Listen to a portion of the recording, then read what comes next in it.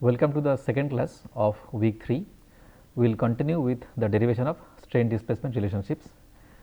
In the previous lecture, we derived the relationship of epsilon xx, the normal strain along direction x, with u, the displacement along x. Now, today we will find out epsilon yy.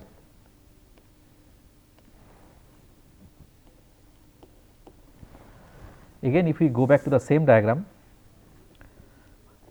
we can see that we have a line AD that is perfectly aligned along y direction, and after deformation that became A dash D dash.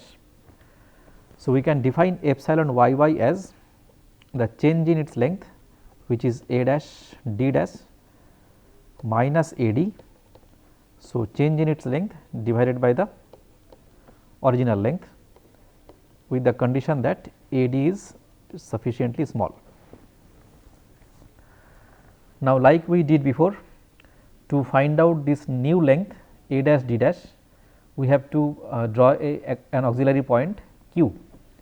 To get that point, we starting from A dash, we draw a line parallel to y direction, which is this line, and then from D dash we draw a line which is parallel to x direction, which is this, and these two lines meet at a point Q, and we can it can be easily proved that this point is, this angle is a 90-degree angle. So, if that is so, then A dash D dash becomes A dash Q square plus D dash Q square, and that sum is under a square root. So, now we can write this strain as A D tending to 0, limit of A dash Q square plus D dash Q square minus A D divided by A D. Now, we have to quantify these two quantities A dash Q and D dash Q. So, A dash Q is the original length of AD, which is delta y, plus value of V, that means displacement along y at D, minus value of V at A. So, as we saw before, the coordinate of point A is x y, and the coordinate of point D is x y plus delta y, because the length of AD is delta y. So, now this quantity can be written as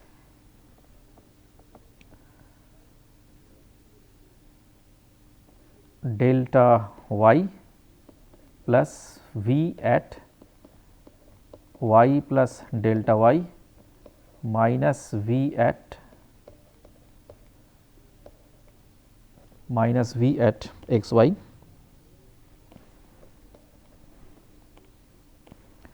and then we take square of that, and under this square root itself we have. So,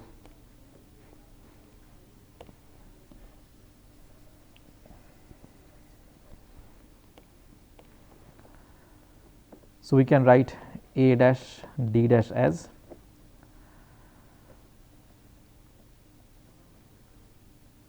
A q square plus D q square, and to A dash q square plus D dash q square, and to quantify this A dash q, we can write A dash q as delta y plus the value of V at D minus the value of V at A.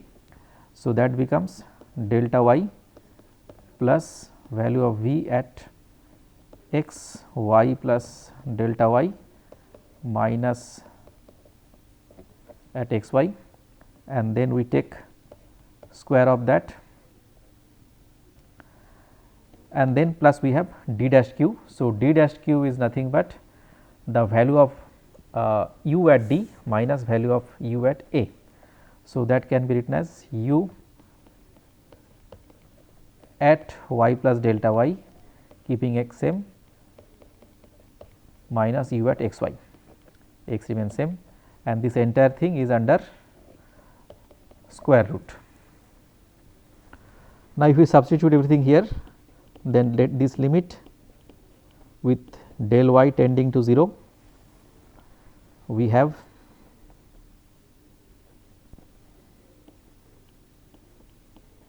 delta y plus v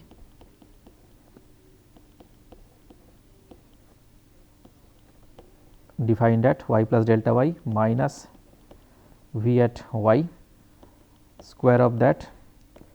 Now, this quantity u minus u at y plus delta y minus u at u, square of that, with this entire thing having a square root, and finally, it is being divided by delta y, and then we have minus 1. Now, we can take this delta y in the numerator and divide all the quantities, and finally, we will be left with this 1 plus del v by del y square plus del u by del y square, everything is under square root, and then we have minus 1. Again, as per the basic definition of differentiation, we can write v at y plus delta y minus v at y divided by delta y, that is del v by del y, and similarly we can write this as del u by del y. Again, with the assumption that del v by del y and del u by del y are sufficiently small, this quantity can be written as del v by del y. So, del u by del y is much less than 1, and del v by del y is also much less than 1. Now, we will define the shear term. So, shear is associated with change in angle. So, this angle initially it was 90 degree, has been changed to something else, and that change is this angle theta 1 plus this angle theta 2. So, we have to quantify that angle. So, we can write gamma x y as theta 1 plus theta 2. So, now our job is to quantify these two angles. So, if we look at this angle and this right angle triangle A dash B dash P, then we can say that theta 1 is tan inverse of B dash P by A dash P, and if theta is sufficiently small, then we can say it is just B dash P by A dash P. So, theta 1 can be written as B dash P divided by A dash P, provided delta x is sufficiently small. Now, we have to write B dash P, and B dash P we have already quantified, and that quantity is V at x plus delta x y minus V at x y, and A dash P is delta x plus u at x plus delta x minus u at x, keeping the y same. So, that is our theta 1, and the condition is del x is tending to 0. Now, let us divide the numerator and the denominator both by delta x.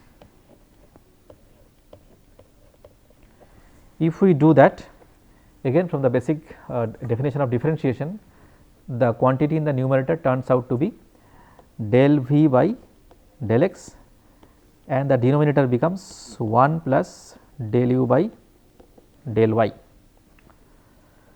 and then we can write that this quantity is del V by del x. Again the condition is that our del V by del x is sufficiently less than 1 and del u by del. So, this is also del u by del x and del u by del x is sufficiently less than 1. Now, we have to evaluate theta 2. Theta 2 likewise becomes tan inverse of q d prime divided by q a prime, and if theta 2 is sufficiently small, then it is just q d prime by q a prime. So, theta 2 is limit delta y tending to 0, we have d prime q divided by a prime q. Now, d prime q can be written as difference in the value of u at a and d. So, that is u at y plus delta y minus u at y keeping x m, that is d prime q. Similarly, a prime q is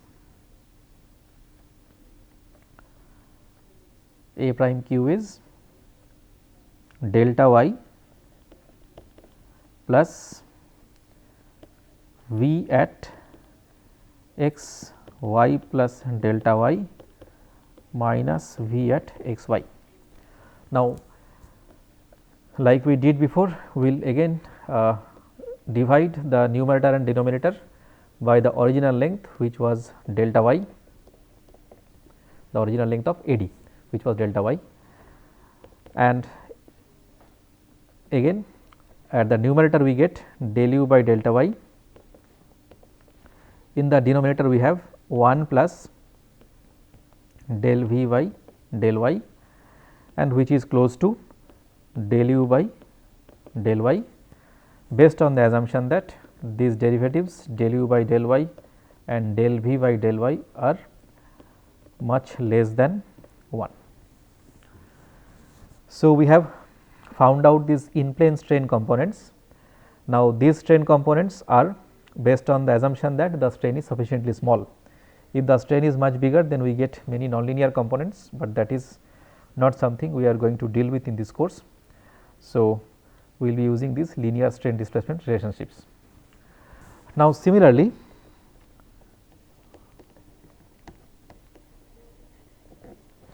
if we look at other planes, so for example, this diagram is in the xy plane. If we look at xz and yz plane, then we can try to derive the other strain components, but we will not just derive that. So, that those are straightforward extension of what we derived just now.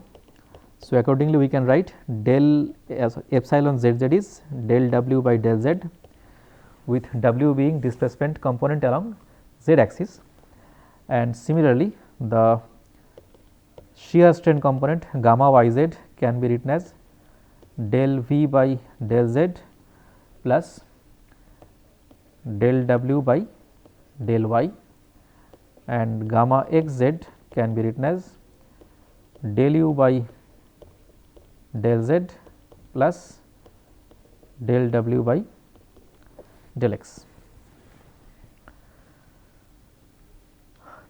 Now, we have defined the stress and strain components. We have seen how this strain is related to the displacement. Now, we will talk about a very important concept that we will be using several times in this week, and that is stress transformation and strain transformation. So, we have defined the stress components with respect to a coordinate system x, y, z. Now, let us say at the with the same origin we have another coordinate system x prime, y prime, z prime, and the orientation of those x prime, y prime, z prime are fully known to us.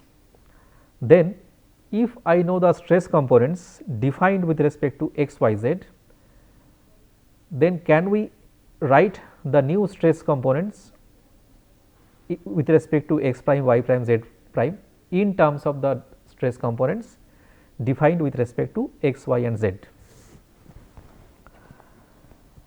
So, to do that, let us assume that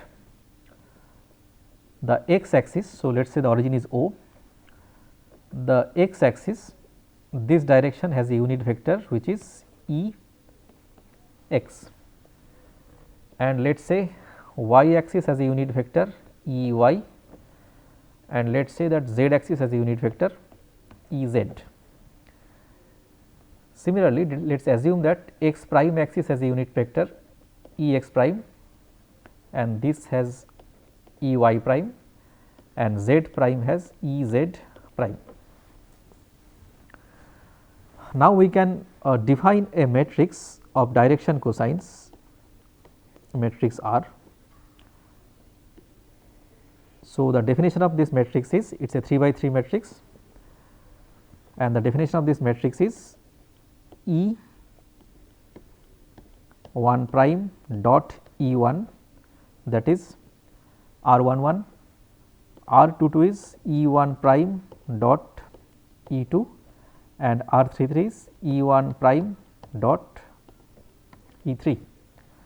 Likewise, in the second row R 2 1 is E 2 prime dot, okay.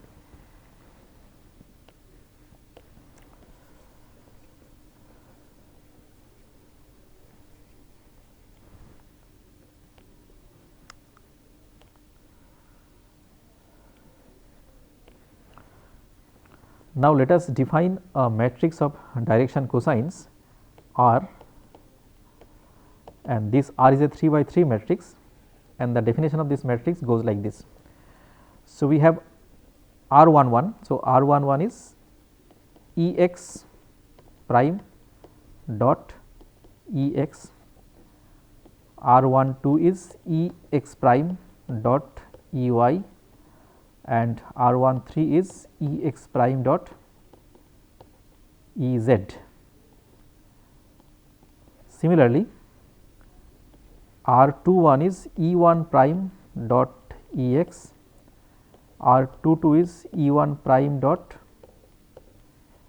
E y, and R 2 3 is E 1 prime dot E z, and likewise the third row becomes E z prime dot E x, then we have E z prime dot E y, and then we have E z prime dot E z, and again just to reiterate, these all these E's are unit vectors. So, because we know the orientations of all these vectors, we can find out these dot products, and this gives us this matrix of these direction cosines. So, if we have that matrix, then any vector in the x y z plane can be transformed to a vector in the x prime y prime z prime plane. Now, our stress is a second order tensor. So, accordingly the stress in the x y z x prime y prime z prime system is defined as R multiplied by sigma multiplied by R transpose. So, R we have already defined. So, this is with respect to x y z system, and this is with respect to x prime y prime z prime system. So, if you know the stress components with respect to the x y z system, then with using this R matrix, we can transform those components to this new system x prime y prime z prime. Now, similarly, we can do the transformation of strain also. So, for strain transformation, the same relationship holds, but with little bit of adjustment. So, the strain transformation relation goes like this. We have a epsilon matrix, but that matrix is not something that we defined before, but that is with some adjustment. So, that we called epsilon tensorial matrix. So, that in the x prime y prime z prime system is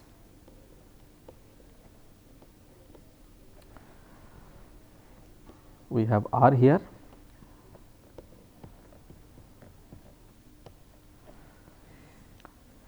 Now, the question is, what is this epsilon tensorial? So, we have previously defined epsilon matrix, where the epsilon matrix was like this. So, we have these normal components in the diagonals and the off diagonal term consisted of the gammas. So, we have these 3 independent gammas and this matrix is symmetric. So, I am not writing the anything below this diagonal term. So, that was epsilon engineering. So, these definitions of strains with gamma, that is called engineering shear strain. So, gamma x y as we defined before is del u by del y plus del v by del x, and likewise we defined gamma x z and gamma y z.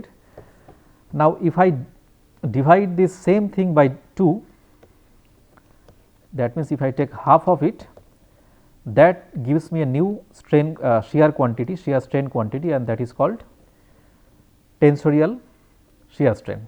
So, this is tensorial shear strain,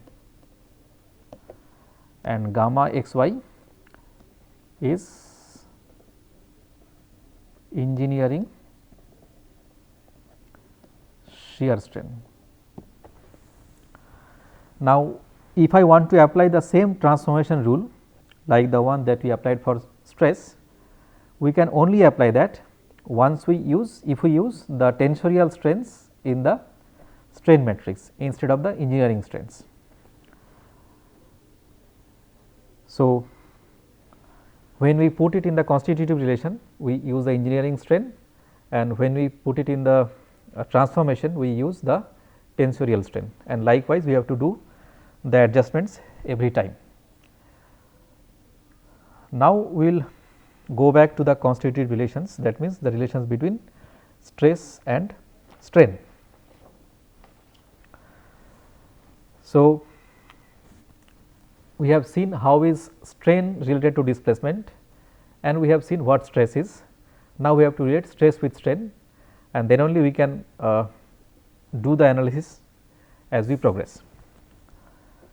So, for a linear anisotropic material, the constitutive relation relating stress and strain is this. So, there are 9 stress components. So, this is 9 by 1 and this is also 9 by 1. So, there are 9 stress components and 9 strain components.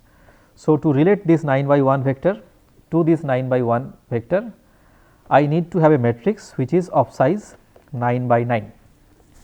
Now, here we have not yet put the condition that epsilon I mean the complementary shear stress are equal. So, we are assuming that they are not equal.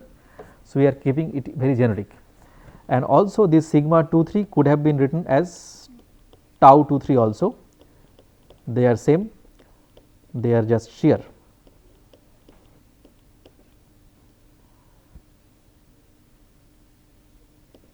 And this is tau 2 1. And here, as we just mentioned that when we put the strains in a constitutive relations, the shear strains must be tensorial. So, that is why we have multiplied these engineering shears by 2, so that they become tensorial shear strain. So, there are now 9 by 9 matrix. So, there are 81 elastic constants.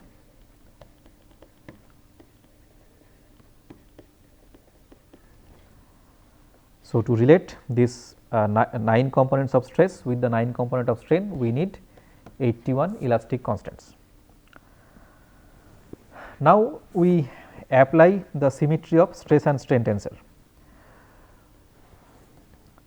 So, if we apply that, then we have seen that instead of 9 we get 6 independent stress quantities and likewise we get 6 independent strain quantities. So, we come to a new way of writing the strain components now. So, instead of writing the stresses as a matrix, we will write it as a vector with one index, and the same thing we will do for strains. So, now we will denote stresses with one index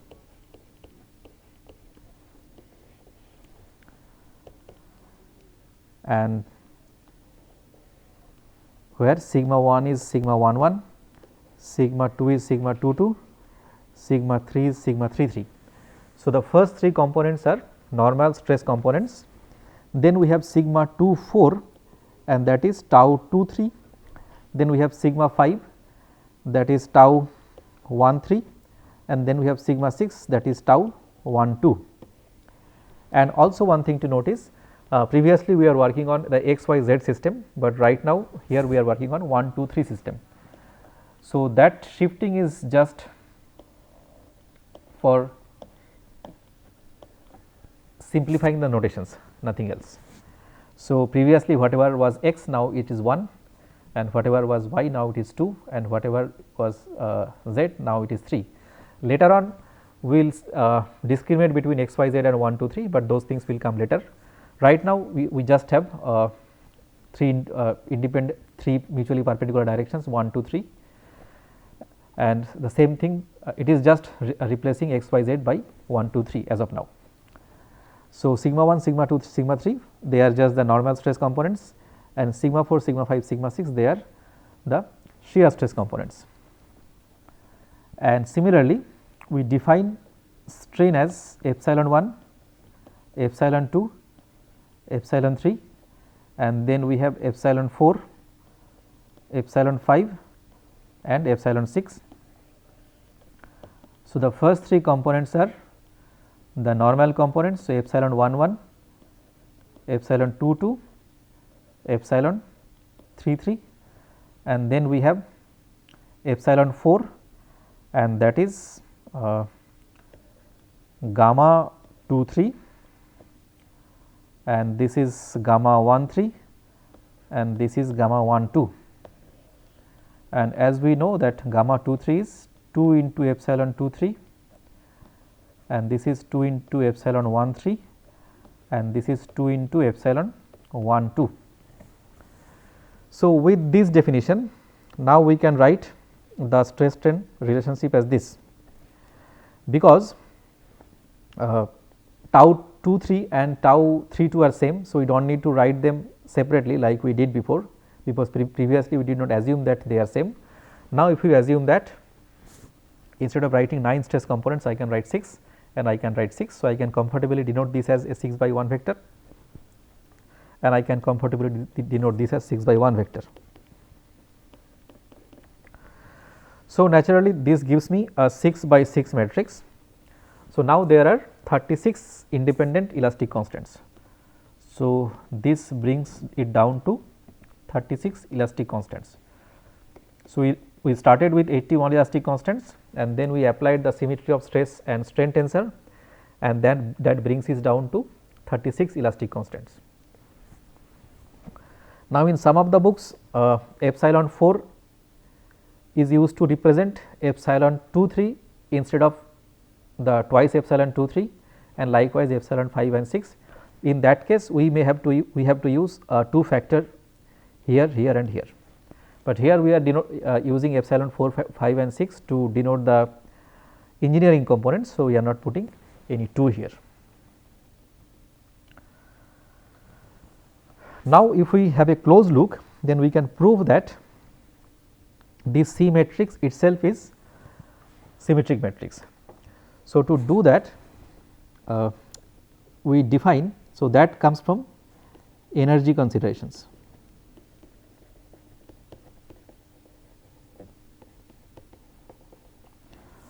Now, to do that we define the strain energy per unit volume is equal to half into stress into strain written for every component and summed up. So, this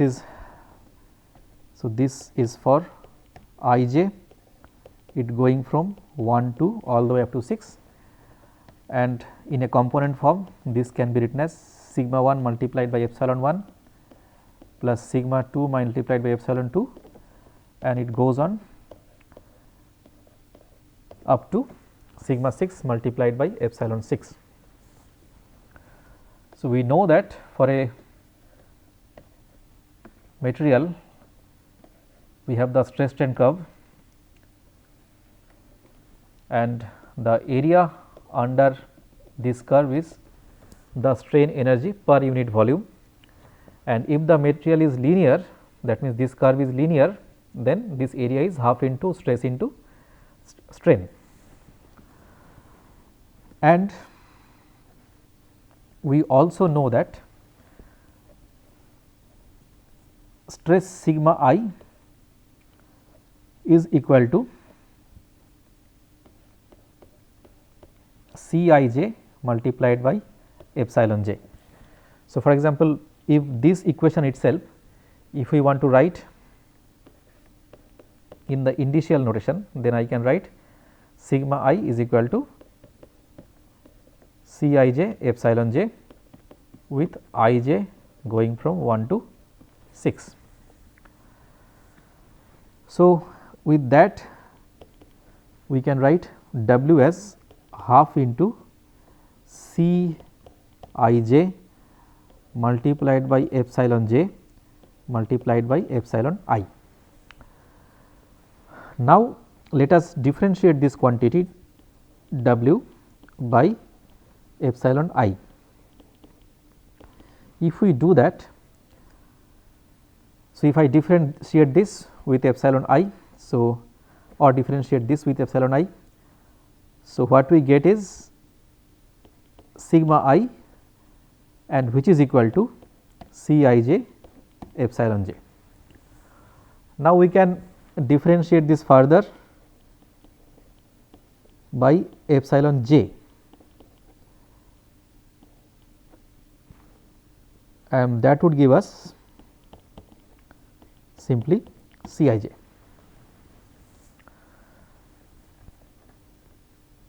Now, we can reverse the order. So, instead of differentiating with respect to epsilon I first and then epsilon j, we would differentiate with respect to epsilon j first and then with respect to epsilon I. So, if we do that, so let us say we now differentiate W with respect to epsilon j, and that would give me now sigma j, and that is equal to C j I multiplied by epsilon I, and then we differentiate this same thing, I mean sigma j with respect to epsilon I, and that would give us C j I. Now, this quantity and this quantity should be same, because ultimately the order of differentiation should not matter. So, if I equate these two quantity, all I get is sigma I j is equal to sigma j I. So, once we do that, we will get a matrix where these off diagonal terms are all same. Now, if the off diagonal terms are same, that means C I j is equal to C j I, what we just proved, then instead of 36 constant, we will get 21 elastic constants.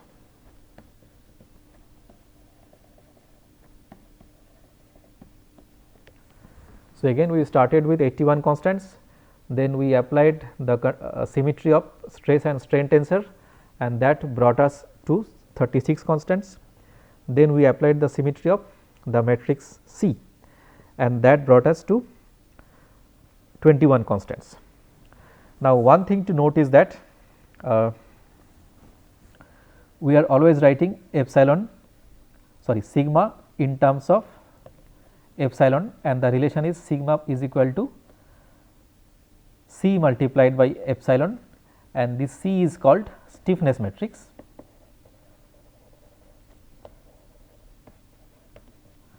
If I invert the relation,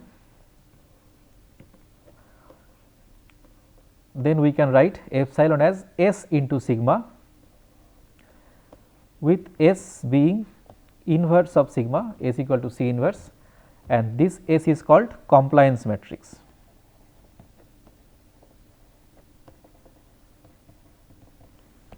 So, likewise we can say that if I do not apply any symmetry, the compliance matrix has 81 constants.